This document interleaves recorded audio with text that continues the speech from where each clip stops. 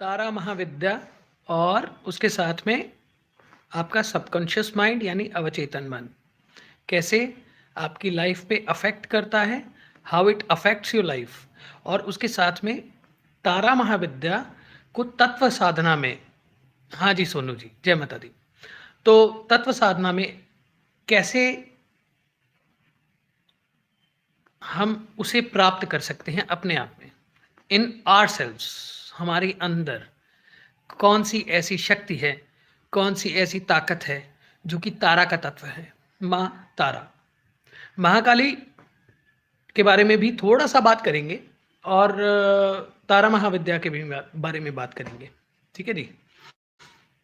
तो सबसे पहले अवचेतन मन, क्योंकि अगर आपको माँ तारा महाविद्या के बारे में समझना है, जिस तरीके से मैं देखिए, हर एक की अपनी अपनी साधना पद्धति है, अपना अपना तरीका है किसी भी साधना को साधने के लिए। वैसे ही हजारों मंत्र हैं। मुझे अक्सर फोन्स आते हैं कि तारा माँ का मंत्र दे दीजिए, तारा माँ का बीज मंत्र क्या होगा, और तारा माँ की साधना कैसे की जाए, ये सब चीज़ें।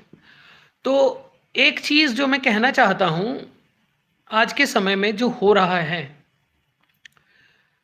10 महाविद्या के नाम पे इतना ज़्यादा भ्रम फैल चुका है, इतना ज़्यादा डर फैल चुका है, और उसके साथ में इतना ज़्यादा वो क्या उसको बोलेंगे हम, डिलेमा क्रिएट, इल्यूजन क्रिएट हो चुका है कि 10 महाविद्या को सिर्फ डर का प्रतीक माना जाता है, या फिर 10 महाविद्या को सिर्फ तंत्र का प्रतीक माना जाता है। सिर्फ यही माना जाता है कि भैया 10 महाविद्या जो है वो तंत्र ही है। तंत्र तो है ही, पर वो आपका जीवन भी है। तंत्र आपके, देखिए मैंने उस दिन भी बताया था, आपके अंदर ही तंत्र है। सबसे पहले आप अंदर के तंत्र को साधें, फिर बाहर के तंत्र पे जाएं। सबसे पहली बात है ये। और दूसरी बात है कि आप अंदर के तंत्र को कैसे साध सकते हैं। सबसे पहले आपको अपनी चेतना को समझना होगा, अपने चित्त को समझना होगा, ठीक है।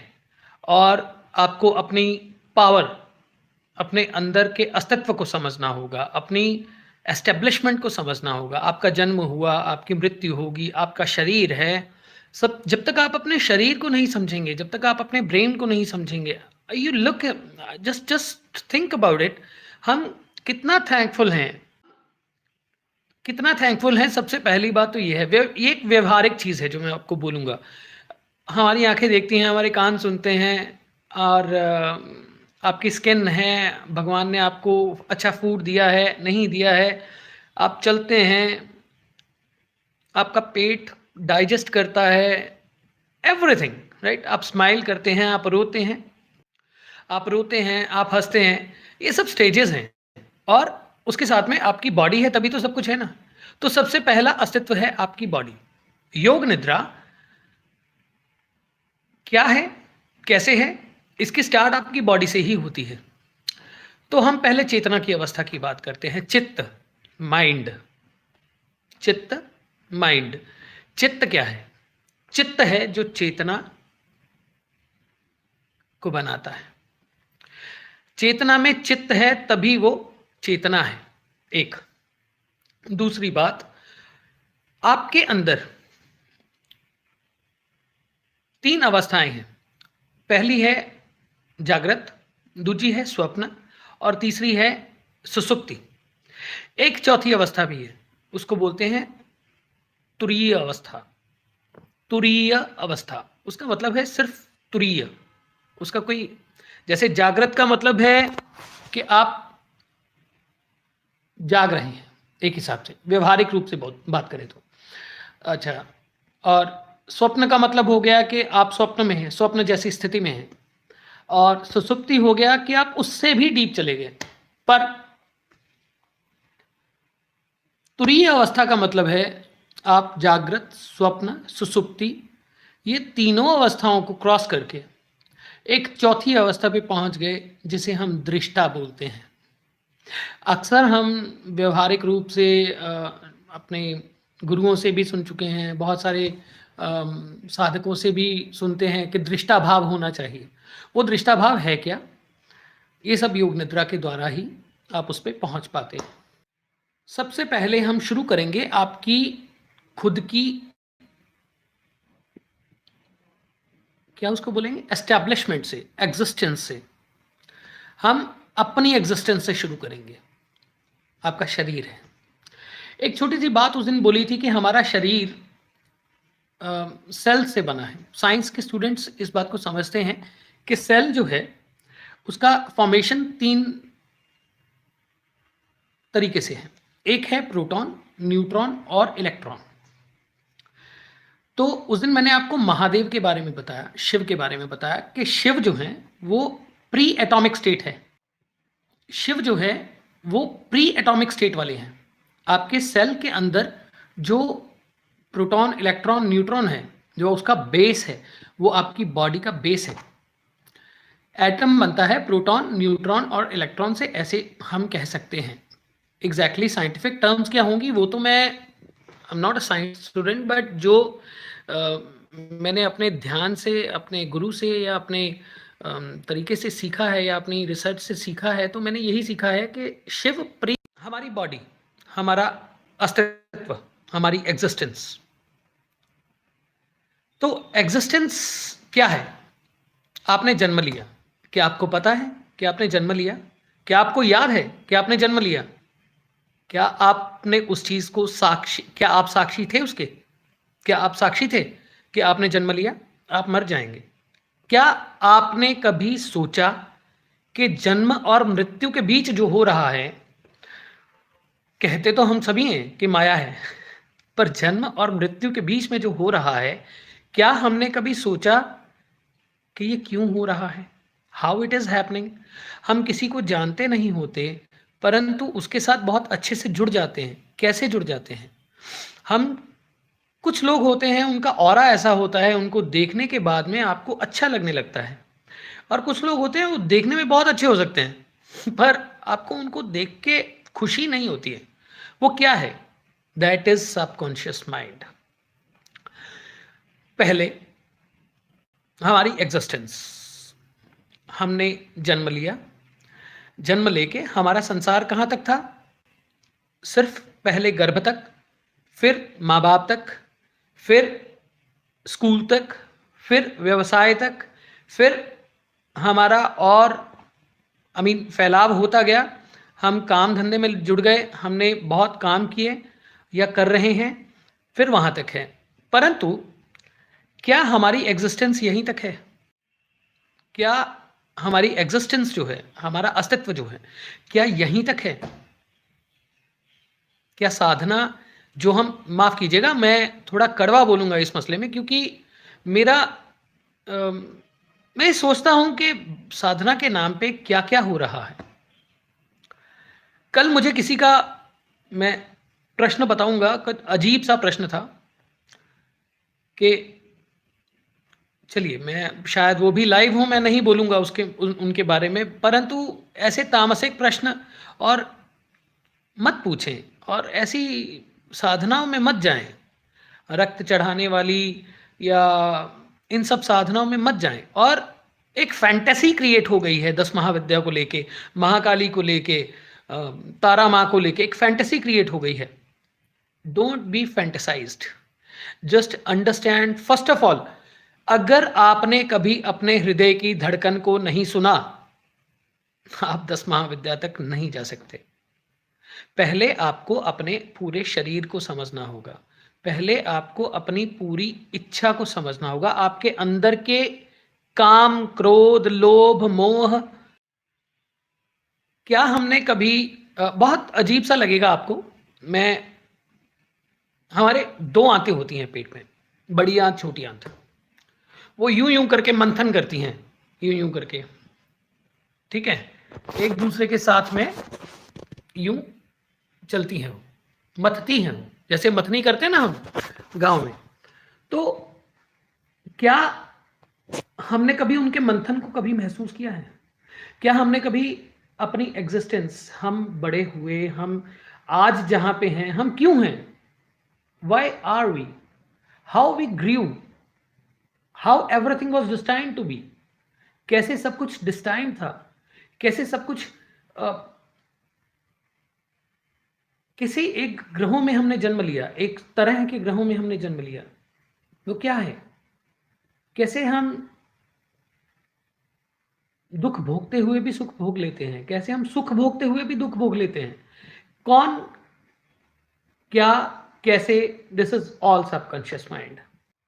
यम नचिकेता को कहते हैं कि आत्मा रथी है, यानी कि आत्मा एक कार में बैठी है, एक रथ में बैठी है। वो रथ हमारा शरीर है। आत्मानम रथिनम विद्धि शरीरम रथमेव तु। शरीर जो है वो उस आत्मा का रथ है। आत्मा, गीता में भी लिखा है, नैनम छिदंती शस्त्राणी नैनम दहती पावकः। ठीक है, ना इसे कोई जला सकता है, ना गला सकता है, ना खत्म कर सकता है, ना शस्त्र भेद सकता है। ये अमर है। आत्मानम रथिनम विद्धि, आत्मा शरीर को चेंज करती है, ये गीता भी कहती है और ये हम सब जानते भी हैं। आत्मानम रथिनम विद्धि शरीरम रथमेव तु। शरीर उसका रथ है। आज वो इस रथ पे है, कल वो किसी और रथ पे होगी। पता नहीं कितने रथ आपकी आत्मा ने बदले होंगे। आत्मानम रथिनम विद्धि शरीरम रथमेव तु बुद्धिम तु सारथी विद्धि मन पग्रहमेव च। मन जो है वो उसके घोड़े हैं, बुद्धि लगाम है सारथी की। अगर सारथी कायम है, यानी कि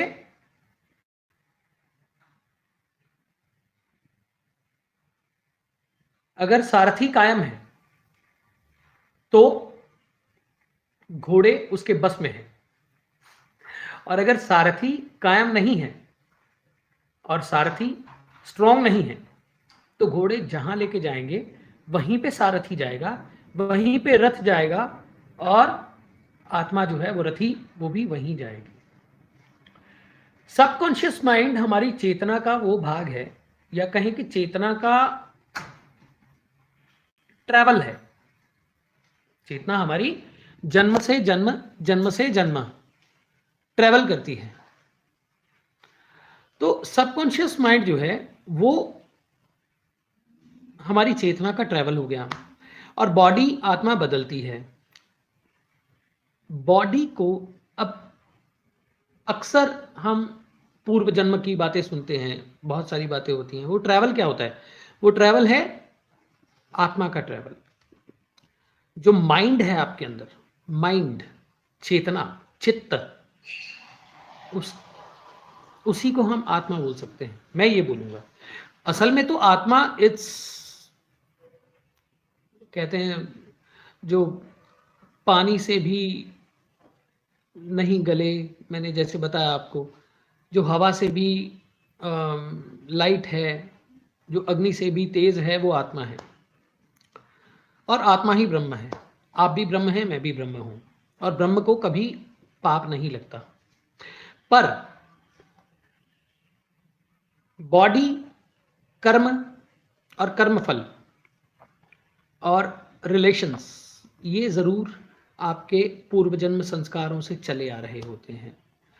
बॉडी को हमें समझना होगा पहले। जब हम योग निद्रा में जाते हैं तो हम चैतन्य अवस्था में स्वप्न अवस्था की ओर जाते हैं, चेतन रहकर। हमसे अच्छा काम होता है, अनायास हो जाता है। हमसे बुरा काम होता है, अनायास हो जाता है, अचानक से हो जाता है। और कुछ चीज़ें अज्ञानतावश, कुछ चीज़ें ज्ञानवश हम करते हैं। तो होश कायम होगा तो बुद्धि कायम होगी। आत्मानम रथिनम विद्धि शरीरम रथमेव तु। और होश को कायम करने का सिर्फ एक तरीका है, आपके अवचेतन मन की चाल को समझने का, आपके अवचेतन मन की रिदम को समझने का। यही है तरीका आपकी कर्मों को वॉश करने का। किसी भी साधना में सबसे पहले आपको किसी भी साधना में जाना है, आप बीज मंत्र साधना करते हैं, आप कुछ भी करते हैं, मैं हमेशा एक बात करता हूं, क्या आपने अंदर की न्यूट्रलाइजेशन की? तो अंदर की न्यूट्रलाइजेशन आपकी योग निद्रा है। योग निद्रा होती क्या है, पहले मैं थोड़ा सा उसके बारे में बता देता हूं, फिर शरीर और अवचेतन मन और फिर माँ तारा पे चलते हैं। संक्षिप्त में बताता हूं। पहले, सबसे पहले योग निद्रा, योग क्या है? योग है रिदम। योग का मतलब ये नहीं है कि आपने 2 आसन कर लिए वो योग है। योग is rhythm, exactly the position. एक ऐसी पोज़ीशन में पहुँच जाना कि हम डीप चले जाएँ अपने खुद में और डीप जाके अपनी इमेजिनेशन को उस जगह लेके जाएँ कि हम जो चाहें वो हमारी लाइफ में हो। वो कब होता है? जब आप सबकॉन्शियस माइंड की पावर को समझते हैं। तो आपको पहले शरीर से सबकॉन्शियस माइंड की तरफ जाना होता है। योग निद्रा में हम पहले अपनी सारी बॉडी को सुलाते हैं, पर खुद नहीं सोते। अपनी बुद्धि को कायम रखते हैं, अपनी अंदर की जो क्या उसको बोलेंगे, पावर है, अ, जागृत अवस्था है, ठीक है? उसको हम जागृत रखेंगे, पर शरीर को सुलाएँगे। हम पहले शरीर की तरफ जाएँगे। योग निद्रा में हम पहले अपने शरीर को सुलाते हैं। हम विचार लाते हैं कि मेरा शरीर सो रहा है, मेरा शरीर सो रहा है, मेरा शरीर सो रहा है, मेरा शरीर सो रहा है। हम बॉडी के एक-एक पार्ट को जानते हैं। ये भी एक अलग साधना है। ये शिव की साधना है। हम बॉडी के एक-एक पार्ट को समझते हैं। आपने आज तक कभी चलते हुए अपने अंगूठे के बारे में नहीं सोचा होगा। कभी अंगड़ाई लेते हुए आपकी पीठ के जो मसल हैं, जब आप सुबह उठते हैं, अंगड़ाई लेते हैं, क्या आपने कभी अपने पीठ के मसल्स की तरफ ध्यान दिया? क्या आप जब हँसते हैं, क्या आपने अपनी चीक्स के बारे में कभी ध्यान दिया? या क्या आपने अपने डाइजेस्टिव सिस्टम, अपना हार्ट, अपना लिवर कभी क्या have you ever I mean taken care of? और सबसे पहले जब तक आप अपनी बॉडी को नहीं जान जाते, तब तक आप कुछ भी नहीं जानते। आपके अंगूठे के अंदर हड्डी होती है। क्या आपने कभी उस हड्डी को चेतना से टच किया है? यस और नो? क्या आपने कभी अपने आप को टच किया है? योग निद्रा एक रास्ता है अपनी चेतना से अपने शरीर के एक-एक पार्ट को, एक-एक अंग को टच करने का, जानने का, उसे थैंक्स करने का और उसे रिलैक्स करने का। फिर उसके बाद में दूसरी इसकी स्टेज होती है, जब हम अंदर जाते हैं, फिर हम अपने आंतरिक अंगों की तरफ ध्यान देते हैं। उसके बाद में फिर हम इमेजिनेशंस की तरफ ध्यान देते हैं, जो विजन्स, जो चीज़ें हमें आती हैं। उसके बाद में हम अपने, जैसे ये उँगली है, राइट? ये उँगलियाँ हैं। हम पहले अपने हाथ को सुला रहे हैं, अपनी उँगलियों को सुला रहे हैं। उसके बाद में ये जो हमारे टिप्स हैं, एक-एक टिप की तरफ ध्यान देते हैं। योग निद्रा इतनी माइन्यूट होती है, ये साधना है, आगे, आगे, आगे, आगे, आगे, आगे। जो लोग डिप्रेशन में रहते हैं, जो लोग टेंशन में रहते हैं, वो कहीं न कहीं सबकॉन्शियस माइंड के कारण ही होता है। जो लोग अम, बहुत ज़्यादा थके रहते हैं या फिर जो साधना में बहुत ऊपर जाना चाहते हैं, ये सब, ये जो साधना में, ये देखिए विपस्सना और अब इसकी अगली स्टेज है, जो मैं बता रहा था, हम ये जो टिप्स की लाइन्स हैं ना, यहाँ भी टच करते हैं अपनी चेतना से। सिर्फ लाइन को टच करना, ठीक है? यहाँ से कई रास्ते निकलते हैं। एक कायाकल्प विधि, वो योग की विधि है।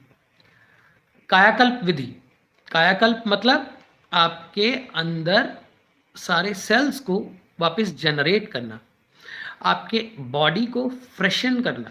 ये योगियों की एक गुप्त विधि है और वहाँ तक पहुँचना, शिववत होना है। तो शायद मैं भी उस पे काम कर रहा हूँ, बाकी भगवती जाने। तो उसके बाद में ये आपकी हैंड्स की lines, everything, every cell,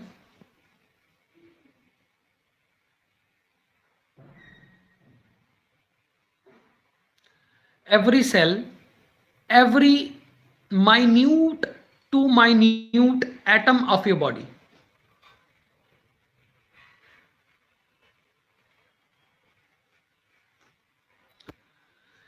Every minute to minute atom of your body जो है वो आप उसको चेतना से टच करते हो, ये योग निद्रा है।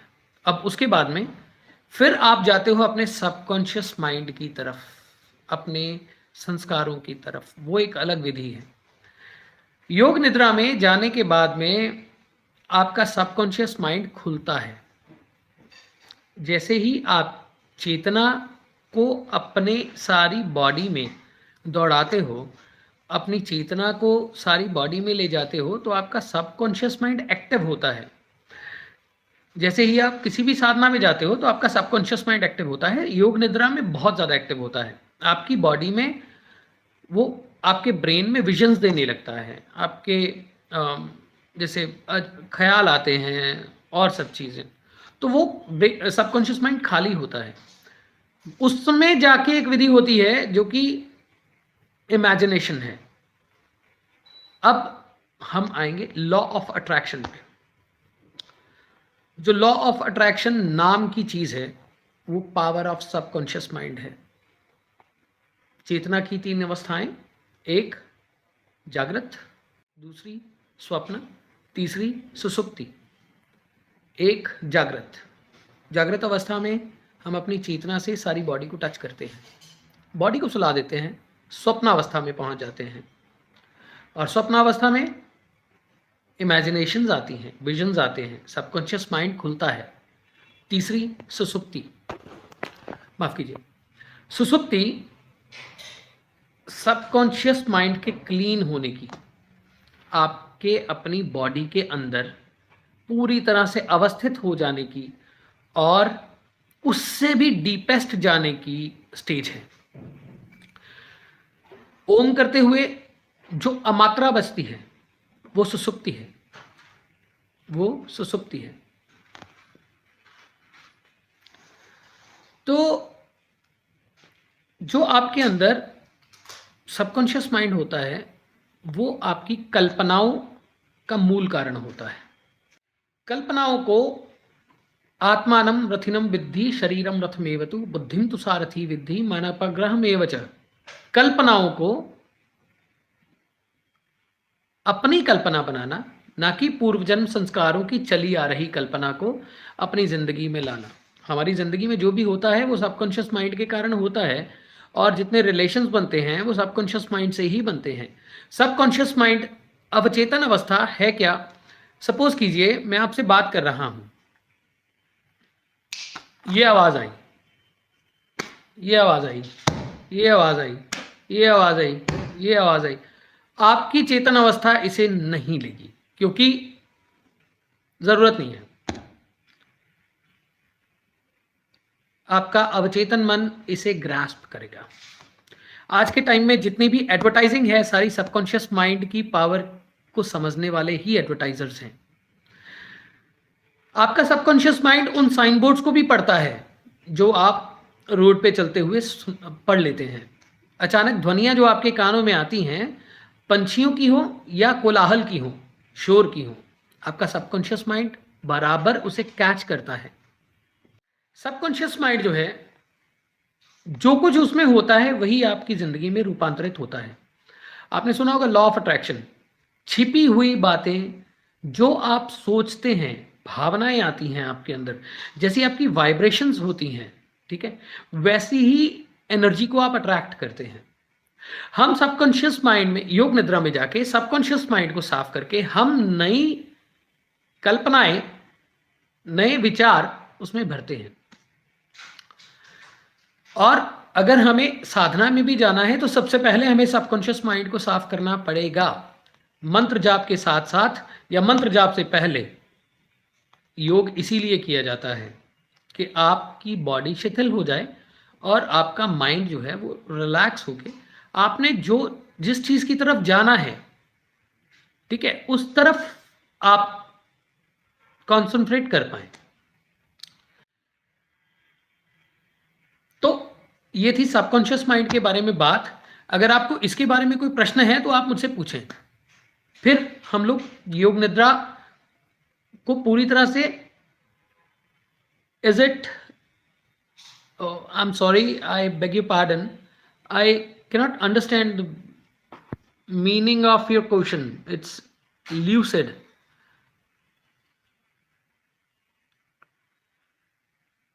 Is it lucid dreaming? What's that? I beg your pardon. I'm not so good in English.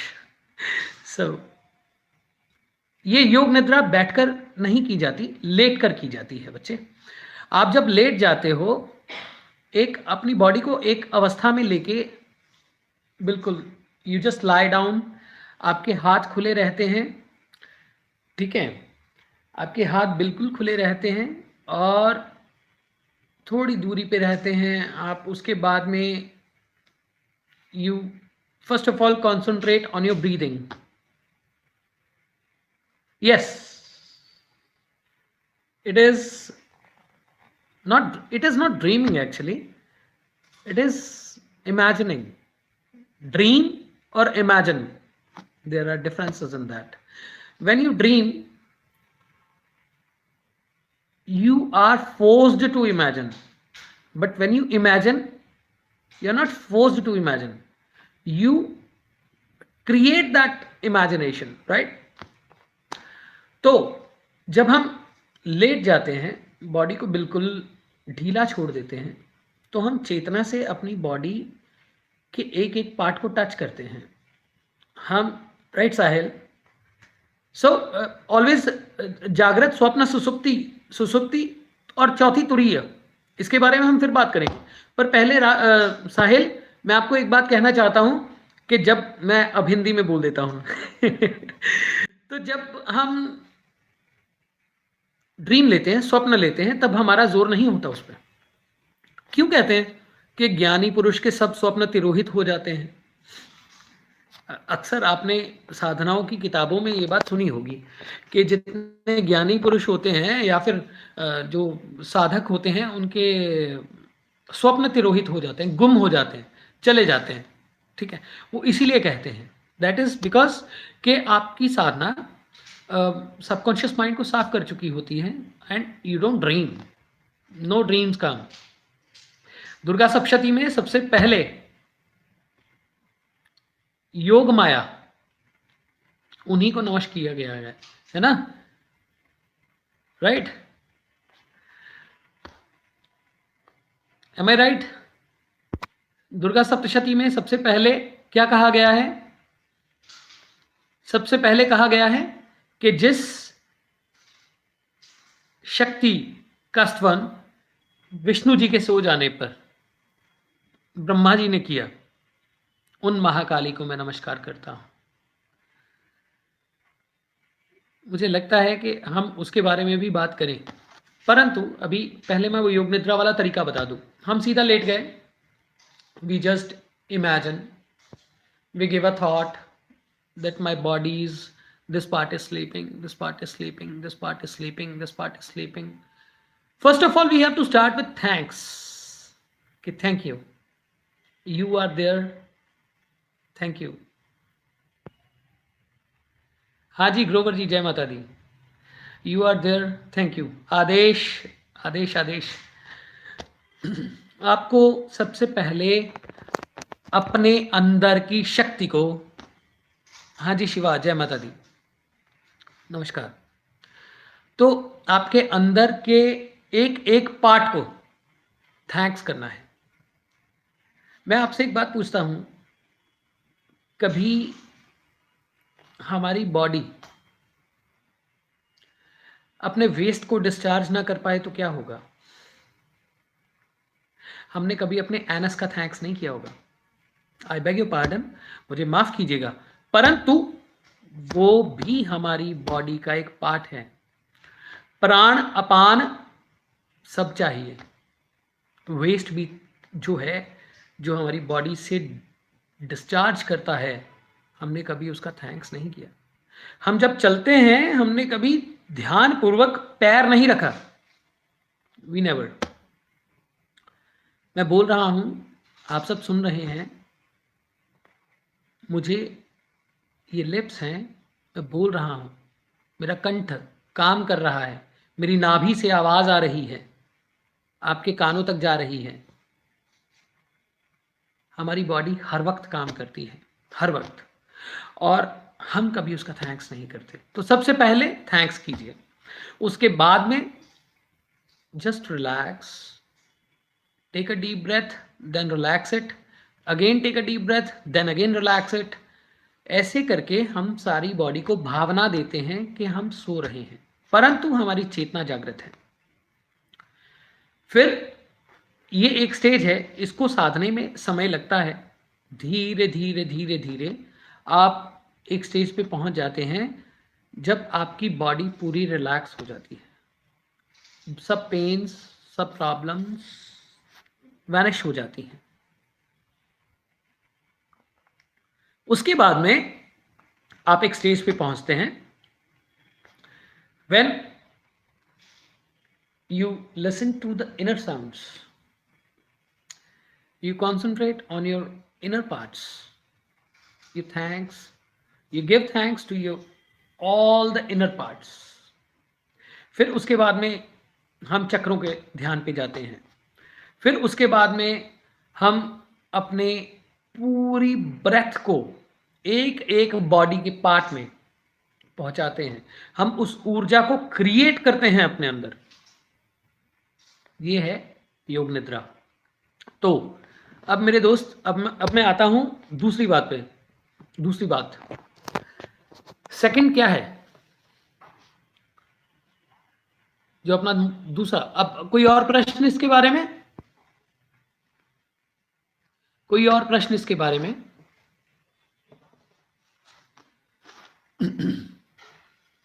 अब मैं अवचेतन मन और तारा महाविद्या, योग निद्रा और महाकाली, इसके बारे में आपको थोड़ा सा इलैबोरेट करूंगा। काल क्या है? काल का नाम है मौत, मृत्यु। काल को हम कहते हैं समय। काली कौन है? कौन है काली? सिर्फ वो cream cream cream cream cream cream cream cream. योग निद्रा कितने मिनट तक करें? आप 20 मिनट से लेके इसको जितने मर्जी टाइम तक कर सकते हैं, पर इसको धीरे धीरे बढ़ाना है। योग निद्रा से पर, अरे बाप रे,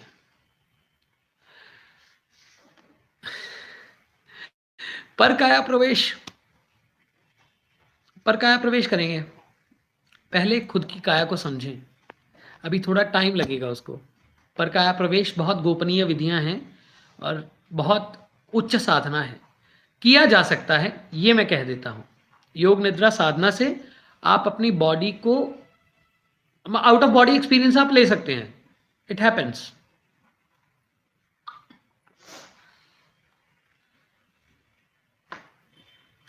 योग निद्रा करे तो क्या नींद कम? बिल्कुल कम की जा सकती है।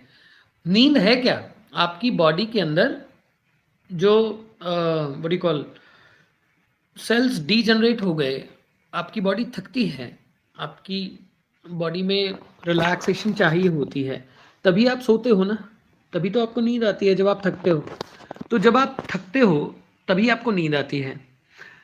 और अगर आप अपनी बॉडी को सुलाओगे, खुद पूरी बॉडी को दोबारा से एक्टिव करोगे,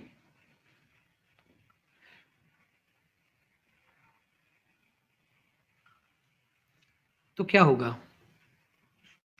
जब आप अपनी बॉडी को पूरी तरह एक्टिव करोगे और पहले, उससे पहले आप एक एक बॉडी की पार्ट को चेतना से टच करोगे, तो वो डेफिनेटली रीजनरेट होगा और उससे नींद घटाई जा सकती है।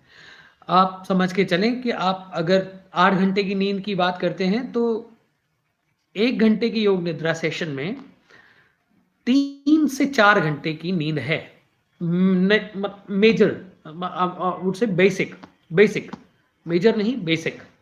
जो रात की नींद है वो तो ज़रूर है, 2, 3, 4 घंटे, 5 घंटे, 6 घंटे की जितनी भी आपकी बॉडी की कैपेसिटी है वो ज़रूर लेनी चाहिए। पर एकदम से नींद को नहीं हटाना चाहिए। पहले अपनी बॉडी को फ्रेश कीजिए, अपने अंदर जितनी भी देखिए सेल्स में एनर्जी होती है और एनर्जी पॉजिटिव, नेगेटिव दोनों होती है, ठीक है? तो सेल्स जो हैं, वो उसके अंदर जब वो आप पॉजिटिविटी भरोगे, ठीक है? तो वो डेफ़िनेटली इलेक्ट्रीफाई होगा और आपके अंदर एनर्जी आएगी और जब एनर्जी आएगी तो आपको नींद कम आएगी, राइट? नींद घटाई जा सकती है इससे, अपनी रोज़ की नींद घटाई जा सकती है पर धीरे-धीरे, एकदम से धीरे-धीरे रे मना, धीरे सब कुछ होए। वैसे ही 5 आवर्स सोते हैं एंड और काम करना कम करना चाहते हो, good, but 5 hours sleep is enough, 5 hours sleep is enough.